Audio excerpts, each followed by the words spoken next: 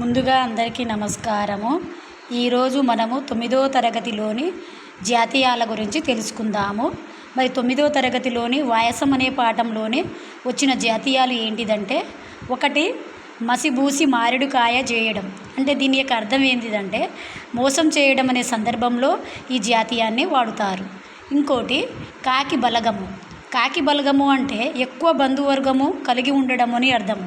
ఎక్కువ చుట్టాలు ఉన్న వాళ్ళని ఏమంటారంటే కాకి బలగము అని అంటాము. తర్వాత చిన్నప్పుడే అనే పాఠంలోనే వచ్చిన జాతీయం ఏంటిదంటే మాటామంతి. దీని యొక్క ఈ యొక్క మాటామంతి అనే జాతీయాన్ని ఏ సందర్భంలో వాడుతామంటే మన రాష్ట్రంలో దీనిని మాటా ముచ్చట అనే అర్థంలో వాడుతారు. తర్వాత దీక్షకు సిద్ధం కండి అనే పాఠంలోని తిలోదకాలు అంటే ఆశ వదులుకోవడం అనే అర్థంలో వాడుతారు ఈ జాతీయాన్ని, పదాన్ని. ఏ ఎండకు ఆ గొడుగు, సందర్భానుసారంగా ఆచరించి కాలం గడుపుట అంటే అవకాశవాదము అని అర్థము. ఆ సందర్భంలో ఈ జాతీయాన్ని వాడుతారు. తర్వాత ఉద్యమ స్ఫూర్తి అనే పాఠంలోనే ఉడుకు నెత్తురు అనే జాతీయం ఉంది. ఆ యొక్క ఉడుకు నెత్తురు అనే పదాన్ని ఏ సందర్భంలో వాడుతారంటే యువతలో ఉండే సహజమైన ఆవేశము.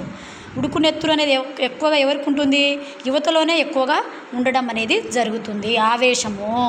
తర్వాత కోరస్ అనే పాఠము, 9వ పాఠము కోరస్ అనే పాఠంలో వచ్చిన జాతీయం ఏంటిదంటే రాళ్ళు ఇసురుతారు అంటే విమర్శించడం అని అర్థము.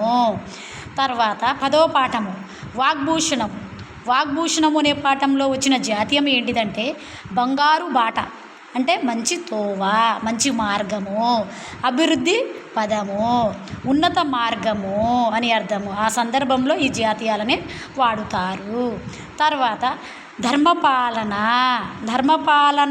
అంటే తర్వాత ఇక్కడ కొంగు పసిడి అనే పదము ఏ జాతీయంలో వాడుతారంటే ఏ సందర్భంలో వాడుతారంటే సులభ సాధ్యమైన వస్తువు అని, ఎక్కువ అందుబాటులో ఉండేవి అని అర్థము కొంగు పసిడి.